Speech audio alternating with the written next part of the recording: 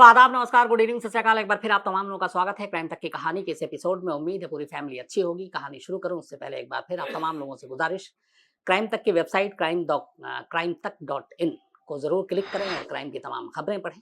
और बहुत सारे लोग जो नोटिफिकेशन जिन्हें नहीं मिल रहा है या फिर कई ऐसी कहानियां हैं जो सुनना चाहते हैं, मेल लिखते हैं, और उनके लिए भी ये है कि आप क्राइम तक को अगर सब्सक्राइब करेंगे, नोटिफिकेशन आपके पास होगा, आपको सारी कहानियों की जानकारी होगी। तो ये 2 चीज़ें। तीसरी चीज़ ये कि जो लगातार वेबसाइट को लेकर के उसमें कहानी गायब है, शम्स की ज़ुबानी जो मैं सुनाता हूँ, कल भी बताया, आज भी बता रहा हूँ कि वो थोड़ा उस पे काम चल रहा है और जल्द ही वो वापस आएगा, तो इसलिए उसके लिए आप परेशान ना हो। चौथी चीज़ ये कि आप पूरी क्राइम तक फैमिली का बहुत-बहुत दिल से शुक्रिया। आज सुबह प्रिंस से मेरी बात हुई, प्रिंस एलियास फ़िरोज़, जो पाकिस्तान की जेल में 20 साल तक बंद थे, रॉ के लिए काम करते थे, फिर वापस आए। उनकी माली हालत अच्छी नहीं थी और उनके आने और अ, अपील पे क्राइम तक की फैमिली ने बहुत सारी उनकी मदद की और वो बहुत खुश थे। उन्होंने बाकायदा मुझे आज एक मैसेज भी भेजा कि उनके अकाउंट में इतने सारे पैसे आए। तो मुझे भी बड़ा फ़ख्र होता है आप तमाम लोगों पर कि मतलब एक दूसरे के दुख दर्द को समझने वाले लोग हैं आप। और ज़िंदगी में और क्या है, बस यही चीज़ें हैं। जब भी मौका मिले किसी न किसी की मदद ज़रूर करनी चाहिए और हम लोग इस काबिल हैं कि अगर कर सकते हैं तो फिर बिल्कुल पीछे नहीं हटना चाहिए। तो थैंक यू, दिल से शुक्रिया आप तमाम लोगों का जिन्होंने प्रिंस की मदद की। अब आते हैं आज की कहानी के ऊपर। आज की कहानी 4 कत्ल की कहानी है। 3 कत्ल तो वो जो सामने, चौथा कत्ल एक ऐसे बच्चे का हुआ जो अभी शायद दुनिया में आया भी नहीं, आने में वक्त था, यानी कि वो माँ के पेट में था और उसका भी कत्ल हो गया। इन 4 कत्ल के लिए कातिल को 5 उम्र कैद की सजा सुनाई गई।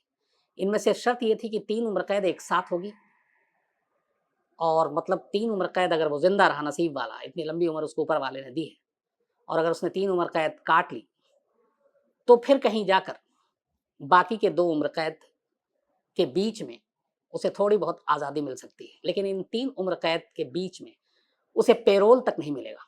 चूँकि टेक्निकल है कि ज़मानत जब आप सज़ा याफ्ता है तो होती नहीं है, तो पैरोल ही होता है।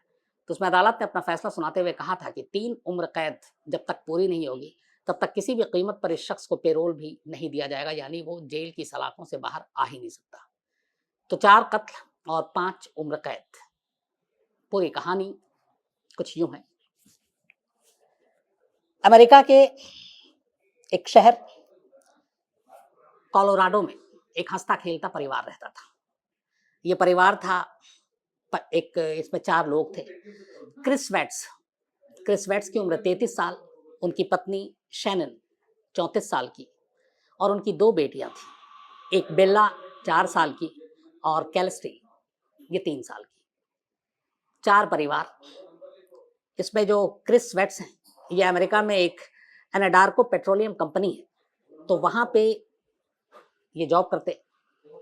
और इनकी वाइफ जो थी शैनन, ये एक न्यूट्रिशन सप्लीमेंट कंपनी थी लीवल, वहाँ पे काम करती थी।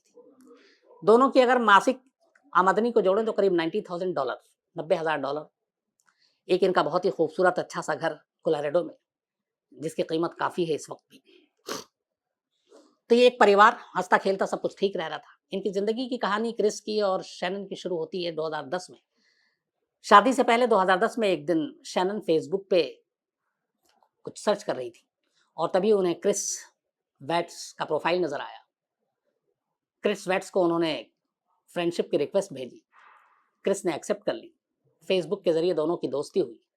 इसके बाद कई महीने गुजर गए, कभी मुलाकात नहीं हुई। फिर एक रोज़ मुलाकात हुई और मुलाकात के बाद क्रिस और शैनन ने एक दूसरे को पसंद कर लिया और दोनों ने तय किया कि वो शादी करेंगे। दोनों के फैमिली वाले भी रजामंद थे, क्योंकि क्रिस भी अच्छा इंसान और शैनन भी। बल्कि क्रिस को पाकर शैनन के परिवार वाले ज़्यादा ही खुश थे कि उन्हें इतना लायक, इतना अच्छा लड़का मिला जो उनकी बेटी से इतना प्यार करता है। तो आखिरकार 2010 में इन दोनों की शादी हो गई। बल्कि 2012 में इन दोनों की शादी हुई। 10 में फेसबुक पे दोस्ती हुई थी। 2 साल की दोस्ती के बाद 2012 में शादी हो गई। शादी के बाद दोनों अब नॉर्थ कैरोलिना में पहले ये रहा करते थे, तो नॉर्थ कैरोलिना से अब काम के सिलसिले में, चूंकि जिस पेट्रोलियम कंपनी में काम करता था क्रिस, वो कोलोराडो में था और शैनन भी फिर वहीं उसको जॉब मिल गई एक न्यूट्रिशियस कंपनी में। तो अब दोनों अपने खुश थे, खुशहाल जिंदगी चल रही थी। शादी के करीब 12 में शादी हुई, 1 साल के बाद इनके घर में एक और खुशी आई। क्रिस और शैनन के घर एक बेटी पैदा हुई जिसका इन्होंने नाम रखा बेला। और फिर 2 साल बाद 2015 में इनके घर में एक और खुशी आई और दूसरी बेटी ने जन्म लिया, जिसका नाम इन्होंने कैलिस्टर रखा। 2015 के बाद थोड़ी सी कुछ मुसीबत भी आई।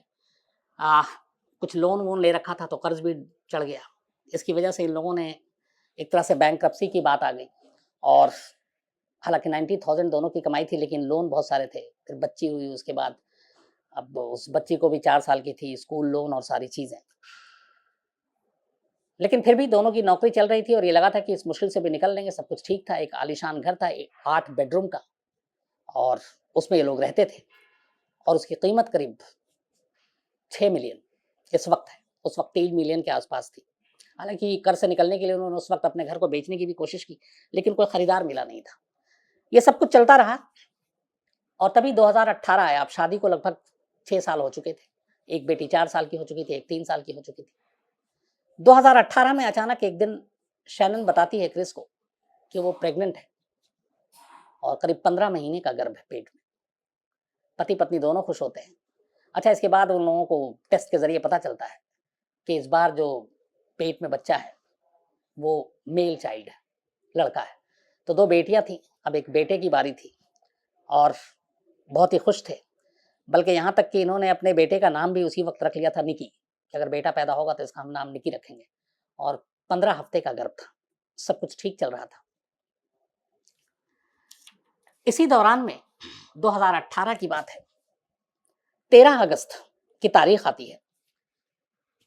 जो शैनन थी वो अपने काम के सिलसिले में ऑफिस के बाहर गई थी और बाहर जाने के बाद वो करीब 1 हफ्ते तक रही और 1 हफ्ते के बाद शैनन एरिजोना गई थी ऑफिस के काम से।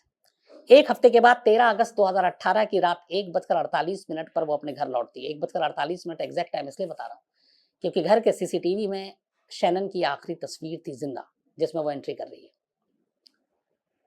1:48 पर आती है घर में। इधर क्रिस घर में था, दोनों बेटियां घर में थी। रात गुजर जाती है। अगले दिन 14 अगस्त को शैनन का अपॉइंटमेंट था डॉक्टर के साथ। चूंकि वो प्रेग्नेंट थी तो लगातार उसकी अपॉइंटमेंट होता था, डॉक्टर देखते थे। और 1 हफ्ते से वो बाहर थी एरिजोना अपने काम के सिलसिले में, तो 1 हफ्ते बाद उसने अपॉइंटमेंट ले रखा था 14 अगस्त का। 14 अगस्त की सुबह जितने बजे पहुंचना था वो पहुंचती नहीं है। डॉक्टर जानने वाले थे, वो फोन करते हैं, फोन पिक नहीं करती है। इसी दौरान में उस रात 1:48 पर 13 अगस्त को जब शैनन लौटी थी तो उसका एक कुलीग उसके साथ था ऑफिस का, उसने घर ड्रॉप किया था। और अगले दिन एक मीटिंग थी इंपॉर्टेंट ऑफिस में, उसमें भी ज्वाइन करना था। तो डॉक्टर क्या नहीं गई। उसके बाद लगभग 12:30 का टाइम हुआ 14 अगस्त। वो घर नहीं, ऑफिस नहीं आई। उसके दोस्त कलीग को चिंता हुई, उसने फ़ोन किया, फ़ोन उठाया नहीं। फिर वो घर पहुंचता है। जब वो घर जाता है तो देखता है कि घर खुला हुआ है, लेकिन घर में कोई नहीं है, ना बच्चे हैं। वो पति को फ़ोन करता है क्रिस को, क्रिस भी फ़ोन नहीं उठाता, शैनन भी फ़ोन नहीं उठा रही है। उसे कुछ डाउट होता है, पता चला कि क्रिस भी जो है वो अपने ऑफिस नहीं गया। तो वो लोकल पुलिस को इन्फॉर्म कर देता है। लोकल पुलिस वहाँ पहुँचती है, सर्च करती है, तो देखती है कि जो शैनन है उसकी कार वहीं है, चाबी भी वहीं है और मोबाइल भी वहीं पड़ा हुआ है, लेकिन मोबाइल बंद है। बाकी किसी का कुछ सुराग नहीं। इस दौरान में फिर अचानक दोपहर को क्रिस का फ़ोन उड़ जाता है। उसके बाद पुलिस का फ़ोन आता है, वो घबरा जाता है, पुलिस उसे बुलाती है। तो बोलती है कि ये, तो वो कहता है कि मैं लगातार खुद परेशान हूँ, मैं फ़ोन कर रहा हूँ और मेरी वाइफ सुबह से फ़ोन नहीं उठा रही और दोनों बेटी गायब हैं और रात को वो घर आई थी। उसके बाद उसने कई टेक्स्ट भी किए क्रिस ने कि शैनन तुम कहाँ हो, लौट आओ, अगर कुछ ऐसी बात है तो। बेटियां इंतज़ार कर रही हैं, बेटी कहाँ है, तुम्हारे साथ है, मुझे ये भी नहीं पता। तब तक अब इस फैमिली की गायब होने की खबर फैल गई थी। लोकल मीडिया में भी ये खबर आई कि मिसिंग है एक पूरा परिवार, 3 लोग, बल्कि एक प्रेग्नेंट है। तो क्रिस अब मीडिया के जरिए भी अपील करता है कि शैनन तुम जहां भी हो लौट आओ, मैं परेशान हूं। तो तमाम अपील के बावजूद न तो शैनन का कुछ पता चलता है, ना दोनों बेटियों का। इस दौरान में अब इस खबर को सुनने के बाद क्रिस वेट्स भी आता है और फिर पुलिस उसका बयान दर्ज करती है।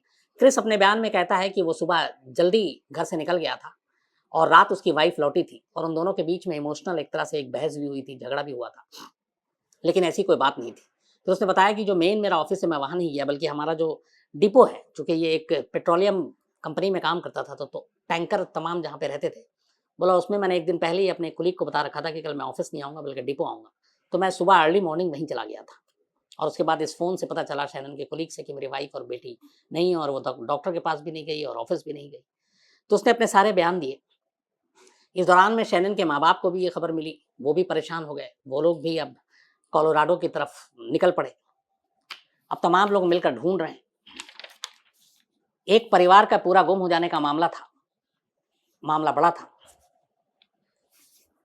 अब पुलिस चारों तरफ ढूँढ रही है सब कुछ, लेकिन जो इलेक्ट्रॉनिक सर्विलांस है, मोबाइल है, वो आखिरी लोकेशन भी घर ही बता रहा है।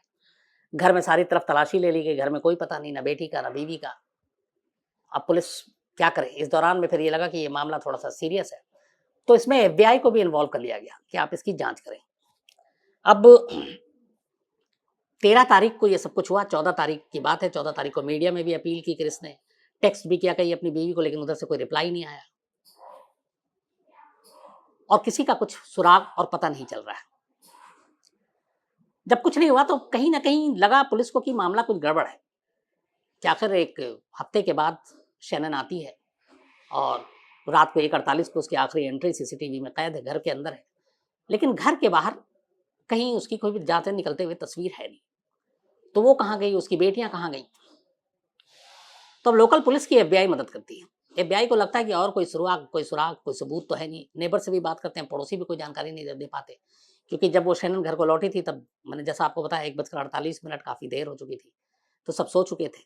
शैनन के जो कोलीग जिसने ड्रॉप किया था घर पे, उसने भी बताया कि उसने कोई ऐसी चीज़ नहीं देखी। तो फिर इस घर से अचानक वो कहाँ गायब हो गई? घर में आते हुए तो तस्वीर है, बाहर निकलते हुए नहीं है। तो पुलिस को लगा कि जो कुछ है इस घर में, अब चूँकि एक ही विटनेस बचा हुआ है, उसी से कुछ पूछताछ करते हैं। तो उन्होंने फिर से क्रिस वेट्स से पूछताछ करने का फैसला किया। क्रिस वेट्स ने वही कहानी सुनाई कि मैं मॉर्निंग में निकल गया था, उससे पहले मेरी बीवी को रात को एक इमोशनली झगड़ा हुआ था, बाकी लेकिन ऐसी कोई बात नहीं थी और हम लोग खुश थे, क्योंकि हमारा एक घर में तीसरा बच्चा आने वाला था। लेकिन एफबीआई को उसकी बात पे यकीन नहीं हुआ। 15 अगस्त यानी कि शैनन की गुमशुदगी के 2 दिन के बाद एफबीआई को कुछ चीज़ें खटक रही थी। उसने कहा कि क्रिस वेट्स का पॉलीग्राफ टेस्ट करते हैं, यानी लाई डिटेक्टर टेस्ट। पॉलीग्राफ या लाई डिटेक्टर टेस्ट एक ही चीज़ होती है। उसमें तमाम मशीनें लगाई जाती हैं और आपके धड़कन की मूवमेंट्स, आप जो बोल रहे हैं, वो सारी चीज़ें आपस में कितना मैच करती हैं। उससे एक साइंटिफिकली आप पता कर लेते हैं कि सामने वाला शख्स झूठ बोल रहा है या फिर सच बोल रहा है। क्योंकि कहते ये हैं कि आदमी जब झूठ बोलता है, कुछ छुपाता है, तो थोड़ा नर्वस होता है, थोड़ा घबराता है। तो उस वक़्त हार्ट बीट जो है वो कुछ ज़्यादा ही अलग तरह की एक लकीर बनाती है। और अगर आप नॉर्मल हैं तो फिर आपकी हार्ट बीट एक अलग तरह की लकीर बनाती है। तो एफबीआई ने कहा कि पॉलीग्राफ टेस्ट करते हैं। क्रिस वेट्स को भी कोई आपत्ति नहीं थी, कोई ऑब्जेक्शन नहीं था। इसके बाद 15 अप्रैल 2018 को क्रिस वेट्स का पॉलीग्राफ टेस्ट होता है। इस पॉलीग्राफ टेस्ट के दौरान क्रिस वेट्स के फादर, वो भी वहां पहुंच चुके थे। अच्छा, वो अपने फादर को सारी चीजें बताता है, वही कहानी जो सबको बताया। लेकिन अब पॉलीग्राफ टेस्ट हो रहा है। पॉलीग्राफ टेस्ट के दौरान फादर उसके साथ है। टेस्ट शुरू होने वाला है। जो एफबीआई के लोग हैं और जो डॉक्टर ने जिन्हें कंडक्ट करना है ये टेस्ट, वो एक रूम में तैयार है। क्रिस वेट्स उनसे कहता है कि मुझे कुछ देर के लिए अपने फादर से बात करनी है। वो अपने फादर से अकेले में बात करता है और अपने फादर से कुछ कहता है। फादर से कहने के बाद वो उस रूम में चला जाता है जहां उसका टेस्ट होना था। अब पॉलीग्राफ टेस्ट शुरू होता है। सवालों की पूरी फहरिस्त तैयार थी। जो सवाल थे वो ये थी कि रिश्ते कैसे थे, रात को जब आई तो क्या हुआ, सुबह ये लोग कहाँ गायब हुए। अब इन सारे सवालों के जो उसने जवाब दिए, उसमें कई जवाब ऐसे थे जो साफ साफ मशीनें बता रही थी कि क्रिस झूठ बोल रहा है। अब जब ये सारी चीजें हुई तो ये क्लियर हो गया कि क्रिस कुछ छुपा रहा है और इस पूरी गुमशुदगी के पीछे कहीं ना कहीं क्रिस का हाथ है। टेस्ट खत्म होता है। इसके बाद पुलिस फादर से पूछती है कि टेस्ट शुरू होने से पहले अकेले में आपने अपने बेटे से बात की, तो वो बात क्या थी। और फिर एफबीआई बताती है कि देखिए अब क्रिस के लिए हालात ठीक नहीं है, क्योंकि पॉलीग्राफ टेस्ट में वो झूठ बोला है और पकड़ा गया है। इसका मतलब है कि वो इन गुमशुदगियों के बारे में सारे राज जानता है।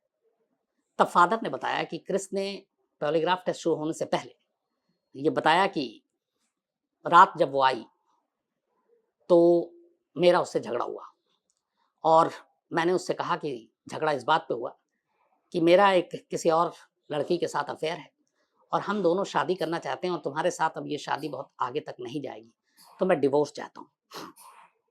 इस पर शैनन भड़क गई और उसने कहा कि ठीक है, लेकिन एक बात याद रखना कि दोनों बेटियों की कस्टडी और हमारा होने वाला जो बेटा है, इसकी कस्टडी सिर्फ और सिर्फ मेरे पास होगी और तुम आज के बाद जिंदगी में कभी अपनी बेटियों के या बेटे की शक्ल नहीं देख पाओगे। बोला ऐसा कर मुझे बड़ा गुस्सा आया। फिर इसी गुस्से में उसने कहा कि तुमको देखने नहीं देंगे। शैनन ने अपनी दोनों बेटियों का गला घोंट कर मार डाला और जब उसने मारा, बोली कि लड़ाई के बीच में उठ के कमरे में चली गई। उसने दोनों बेटियों को मार डाला और फिर वापस आई और जब मुझे पता चला कि उसने बेटियों को मार डाला तो मुझे गुस्सा आया और उसी गुस्से में मैंने उसका गला पकड़ा और गला दबाया और उसकी मौत हो गई, तो मैंने उसका कत्ल किया। इसके बाद उसने कहा कि सुबह हुई, फिर मैंने गाड़ी में बॉडी रखी और दोनों बेटियों को भी गाड़ी में रखा और फिर वहाँ से ले गया और वहाँ से करीब 27 मील दूर जो इसकी अपनी कंपनी थी अनाडार्को पेट्रोलियम, बोला वहाँ के दो अलग अलग टैंकर में दोनों बेटियों की लाश डाली और बेबी की लाश उसी के करीब एक सुनसान जगह थी, गड्ढा खोद कर वहाँ दफना दिया। बाप ने ये बताया, लाई डिटेक्टर टेस्ट झूठ पकड़ा गया था। इसके बाद पुलिस क्रिस वेट्स को लेकर मौका वारदात पर जाती है। टैंकर से दोनों बच्चियों की लाशें निकल आती हैं, जिस जगह उसने बताया उस गड्ढे से भी लाशें निकल आती हैं और इस तरीके से क्रिस वेट्स का जुर्म अब सामने आ गया। लेकिन एफबीआई की टीम जो जांच कर रही थी उसे एक कहानी पे भरोसा नहीं था और वो ये कि उस रात जब झगड़ा हुआ तो क्रिस वेट्स ने जब कहा कि मैं अपनी शादीशुदा जिंदगी जो है अब आगे नहीं बढ़ा पाऊंगा और बेटियों के चेहरा अब तुम दोबारा नहीं देखोगे, ये कहकर जो उसकी वाइफ है शैनन, उसने अपनी दोनों बेटियों को मार डाला और उसके बाद बदले में उसने उसको मारा। ये बात सीबी जो एफबीआई थी उसके गले नहीं उतर रही थी। एफबीआई ने अब जांच शुरू किया और उससे पूछते रहे। इस दौरान में वक्त बीता, वो कस्टडी में है। एक रोज फिर अचानक क्रिस वेट्स अपनी पूरी कहानी सुनाता है और वो बताता है कि ये सारा मामला क्या था और बाकायदा वो रिटर्न में भी देता है और बताता है कि अब मैं सच बताऊंगा उस 13 और 14 अगस्त की पूरी कहानी और इसके पीछे की कहानी क्या थी। हुआ ये कि जब शादी हुई, दोनों का पति पत्नी के रिश्ते बड़े अच्छे थे, 2 बेटियां हो चुकी थी। लेकिन जब तीसरा बेटा 15 हफ्ते का अभी गर्भ में था, उससे पहले ये बात क्रिस वेट्स को पता नहीं थी कि शैनन फिर से प्रेग्नेंट है। और इसी दौरान में, ये चूंकि अगस्त का मामला है, जून के महीने में इसी कंपनी में, जिस कंपनी में वो काम करता था एंडार्को पेट्रोलियम, वहां पे एक लड़की काम करती थी निकोल कैसिंगर। ये उसी डिपार्टमेंट में थी जिस डिपार्टमेंट में क्रिस काम करता था। इन दोनों की मुलाकात हुई, बातचीत हुई, जून में दोस्ती शुरू हुई, जुलाई में दोनों ने प्यार का इजहार कर दिया और फिर दोनों के रिश्ते बन गए। इस दौरान में क्रिस ने बताया निकोल को कि वो शादीशुदा है लेकिन उसकी वाइफ के साथ उसकी बन नहीं रही और वो डिवोर्स लगभग लास्ट स्टेज पे है और डिवोर्स हो जाएगा, तो डिवोर्स होते ही हम दोनों शादी करेंगे। इसके बाद वो दोनों बहुत इधर उधर घूमने भी गए और यहाँ तक कि अब निकोल ने अपनी शादी की तैयारी भी शुरू कर दी। उसके सारे जो कॉल डिटेल और बाद में सारी चीज़ें मिली तो उसमें पता चला कि ऑनलाइन वो अपनी वेडिंग ड्रेस 2-2 घंटे तक उसको ढूंढती थी, सर्च करती थी। इसके अलावा वो बाकी तैयारियों में भी जुटी हुई थी। लेकिन इसी बीच में अब क्रिस को ये पता चला कि उसकी वाइफ प्रेग्नेंट है और तीसरा बच्चा होने वाला है। अब वो इधर डिवोर्स की तैयारी में था, अब इधर ये तीसरा बच्चा, तो उसे लगा कि ये उसकी शादी के बीच में अड़चन आ सकती है, डिवोर्स के बीच में अड़चन हो सकता है। और ये बात उसने निकोल को नहीं बताया था और निकोल इससे एकदम अनजान थी। अब उसे लगा कि अगर ये मामला निकोल तक पता चलेगा तो शायद निकोल भी उसके रिश्ते को तोड़ लेगी। तो इसी दौरान में वो एरिज़ोना चली जाती है, वापस आती है, तब वो बताता है कि देखो मेरा एक अफेयर है और मैं शादी करने जा रहा हूँ और इसलिए हमारी अब शादी नहीं बनेगी और हमें डिवोर्स लेना है। इस पे शैनन भड़कती है और ये यहाँ तक बयान उसका सच था कि फिर वो कहती है कि ठीक है, अगर तुमने यही रास्ता चुना तो कोई बात नहीं, लेकिन तुम जिस दिन हमसे डिवोर्स लोगे उसके बाद से तुम दोनों बेटियों और हमारे होने वाले बेटे, इनका शक्ल तुम कभी नहीं देख पाओगे और ना ही इनकी कस्टडी मैं तुमको लेने दूंगी। कहते हैं इस पे झगड़ा हुआ। इस झगड़े के बाद क्रिस ने गुस्से में शैनन का गला घोट डाला। कमरे के अंदर शैनन की मौत हो गई। जब दोनों लड़ रहे थे, इसी दौरान में दूसरे कमरे में दोनों बेटियां एक साथ सो रही थी। उसमें जो 4 साल की बेला थी, ये अपने उम्र से ज़्यादा समझदार थी। इसकी नींद खुल जाती है और ये उठकर चली आती है। उस वक़्त रात के करीब 2 ढाई का वक़्त था, क्योंकि 1:48 पे वापस ही आई थी शैनन। और जब वो आती है तो देखती है कि उसके पापा और उसकी माँ का गला घोंट कर, और माँ जो है बेहोश सोफ़े पे पड़ी हुई है। और वो पूछती है कि पापा आपने ये मम्मी के साथ क्या किया? आप हॉस्पिटल लेकर चलो। भूत सवार था सर पे, उसने सुना नहीं। उसने क्या किया कि अपनी उसी बेला को, उसका जो फ़ेवरेट कंबल था, पहले उसको बेल्ट से बाँधा और उसी कंबल में उसको लपेटा, और दूसरी बेटी को भी एक कंबल में लपेटा। फिर अपनी वो गाड़ी लेकर आया, डिक्की में बीवी की लाश रखी, और ज़िंदा दोनों बेटियों को कार के पिछली सीट पे डाला और निकल गया वहाँ से 27 मील दूर, उसी पेट्रोलियम कंपनी में जहाँ पे उसके टैंकर सारे खड़े होते थे। रात का वक़्त कोई होता नहीं। वहाँ ले जाने के बाद उसने गाड़ी रोकी और सबसे पहले अपनी छोटी बेटी 3 साल की कैलिस्टा, उसको उसी कंबल से, जिस कंबल में उसने उसको लपेट रखा था, गला घोंट कर मार डाला। बेला दूसरे कत्ल की अब गवाह बन चुकी थी। माँ को मरते हुए देख चुकी बाप के हाथों, अब बाप के हाथों छोटी बहन को मरते हुए देखा, और वो लगातार कह रही है, डैडी नो, हमें जाने दो, हमें हॉस्पिटल ले चलो, मम्मा को हॉस्पिटल ले चलते हैं। इसके बाद कहते हैं कि 4 साल की बेला अपने बाप से आखिरी तक लड़ती रही अपनी जान बचाने के लिए, हाथ पैर मारती रही, लेकिन उसी कंबल से उसने अपनी दूसरी बेटी और बड़ी बेटी बेला का भी गला घोंट डाला, और वो लगातार कह रही थी, डैडी नो, ये लाइन थे, और ये उसने रिटर्न में लिखा है, क्रिस ने। अब दोनों का कत्ल करने के बाद सबसे पहले उसने दोनों बेटियों की लाश एक-एक कर वहाँ पे खाली पड़े टैंकर के अंदर डाला, और फिर सड़क किनारे सुनसान जगह पे एक गड्ढा खोदा और अपनी वाइफ को उसमें दफना दिया और वापस चला आया। वापस आने के बाद उसने ये सारी कहानी सुनाई। अपनी बीवी के मोबाइल पे लगातार टेक्स्ट कर रहा है कि तुम कहाँ हो शैनन, वापस आ जाओ, मैं परेशान हूँ। नेशनल मीडिया पे जाके उसने अपील की कि मेरी बेटी और बीवी जहाँ हो लौट आओ, और जिनको भी इनके बारे में जानकारी हो वो आज यहाँ पहुँचें, उनको पहुँचा दें। तो ये सब कुछ अपने उसने डिफेंड में करता रहा। लेकिन एक लाई डिटेक्टर टेस्ट से उसकी सारी चीज़ें पकड़ी गई, और उसने अपने फादर के साथ, पता नहीं आज भी समझ में नहीं आया एफबीआई को भी, कि अपने फादर से उसने कैसे अपने जुर्म को एक्सेप्ट किया। इसके बाद अब ये मामला चला, अदालत में गया। अदालत में जाने के बाद अदालत ने क्रिस को 4 कत्ल का गुनहगार माना, अपनी पत्नी के, दोनों बेटियों के, और उस 15 हफ्ते के गर्भ में पल रहे उसके बेटे के, जिसका नाम भी इन्होंने पैदा होने से पहले रख लिया था। और इन 4 कत्ल के लिए हालांकि डेथ पेनल्टी की बात आई, लेकिन शैनन के परिवार वालों ने इस पे कोई जोर नहीं दिया। उन्होंने कहा कि मैंने हमेशा इसकी एक अच्छी तस्वीर देखी, मेरी बेटी बहुत खुश थी, हमें लगा हमें सबसे अच्छा लड़का मिला है, और हम सोच भी नहीं सकते कि दूसरी शादी के लिए वो इस तरीके से अपनी बीवी और बेटी, जो लास्ट तक डैडी नो, और उसकी बड़े अच्छे-अच्छे वीडियोज़ हैं, बेटियों के साथ खेलते हुए, पत्नी के साथ एक हँसता-खेलता परिवार, और जिसको देख के कोई सोच भी नहीं सकता कि ये शख्स आगे चलकर इस तरीके से दरिंदगी कर सकता है। तो उन्होंने इस पे ज़ोर नहीं दिया। अदालत ने आखिरकार फिर फैसला सुनाया, और 4 कत्ल के लिए उसे 5 उम्र कैद की सज़ा दी। लेकिन इस 5 उम्र कैद की सज़ा के साथ उन्होंने एक लाइन कही कि इसमें से 3 उम्र कैद एक साथ चलेगी, और जब ये 3 पूरी कर ले, अगर वो नसीब वाला हो, उम्र बच जाए, तो फिर 2 उम्र कैद आगे चलेगी, और उस 2 उम्र कैद के बीच में इसको कुछ मोहलत, कुछ आज़ादी दी जा सकती है। तो ये कहा गया।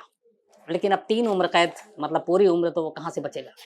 इसके अलावा अदालत ने फिर ये कहा कि क्रिस जो है, ये शैनन के माँ-बाप को उनके सदमे और इस 3 कत्ल के लिए $6 मिलियन देगा, $6 मिलियन। इसमें से हर $1 मिलियन 3 कत्ल के लिए, चौथे को छोड़ा, और बाकी इमोशनल पेन जो उसने दिया अपने इन-लॉज़ को, उसके लिए।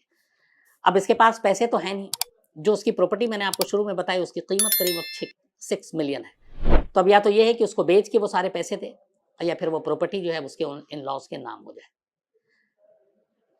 2019 या 20 में शायद इसको लेकर नेटफ्लिक्स ने एक true crime story, true crime बल्कि पूरी कहानी बताई, जिसमें वो तमाम इंटरव्यूज़ भी थे, और शायद उसका नाम था American murder the next door family, या ऐसी ही कुछ नाम है, मैं भूल रहा हूँ एग्जैक्ट। तो $6 मिलियन देना है, और क्रिस इस वक्त जेल में है। हालांकि उसको जहाँ पे पहले जेल में था वहाँ से उसको हटा दिया गया, और उसको दूसरी जेल में सेफ्टी की वजह से कोलोराडो से Dodge correctional facility in Waupun, Wisconsin, अगर मैंने सही प्रोनाउंसिएशन किया है, तो उस जेल में उसको भेज दिया गया। तो ये थी कहानी एक ऐसे शख्स की जिसने तमाम झूठ बोले, लेकिन पॉलीग्राफ और लाई डिटेक्टर टेस्ट में वो पकड़ा गया। अब यहाँ पे एक चीज़ और भी है जानने वाली, वो ये है कि 13 तारीख को ये मिसिंग वाली सारी चीज़ होती है, 14 को दिन भर ढूंढा जाता है और 15 यानी कि 48 घंटे के अंदर अंदर FBI इसका पॉलीग्राफ टेस्ट करा देती है, जिससे एक इतना बड़ा केस सॉल्व हो जाता है। अब आइए हमारे देश इंडिया में लंबे लंबे वक्त गुजर जाते हैं, पॉलीग्राफ और लाई डिटेक्टर टेस्ट होता नहीं। हालांकि हमारे यहाँ कानून में ये भी है कि एक तो जिसका भी आप पॉलीग्राफ या लाई डिटेक्टर टेस्ट करा रहे हैं, पहले अदालत से आपको इजाज़त लेनी होगी। अदालत उस शख्स से पूछता है कई बार, और दूसरा अगर उसकी रिपोर्ट भी आ गई तो अदालत में वो एडमिसिबल नहीं है, मानने नहीं जाता। लेकिन उससे कई बार केस सॉल्व करने में ये हो जाता है कि अगर लाई डिटेक्टर टेस्ट में या बाकी और जो साइंटिफिक टेस्ट हैं उसमें अगर वेपन जो कत्ल में इस्तेमाल किया गया या बाकी कोई ऐसी लाइनें जो उस केस के किसी एक सबूत या विटनेस तक पहुंचा दें तो पूरा केस खुल जाता है। लेकिन कहने का मतलब ये है कि वहाँ 48 घंटे में पॉलीग्राफ टेस्ट हो गया और एक मामला सुलझ गया। हम इमेजिन भी नहीं कर सकते कि हमारे यहाँ किसी केस में 24-48 घंटे में कोई इस तरह का लाई डिटेक्टर टेस्ट या पॉलीग्राफ टेस्ट या बाकी टेस्ट हो सकता है। अगर हो तो बहुत सारे क्राइम वक्त से पहले ही सुलझ जाए और केस सॉल्व हो जाए। तो आज कहानी में इतना ही। अब आपसे मुलाकात होगी कल किसी नई कहानी के साथ। तब तक अपना ख्याल रखिएगा। Thank you very much.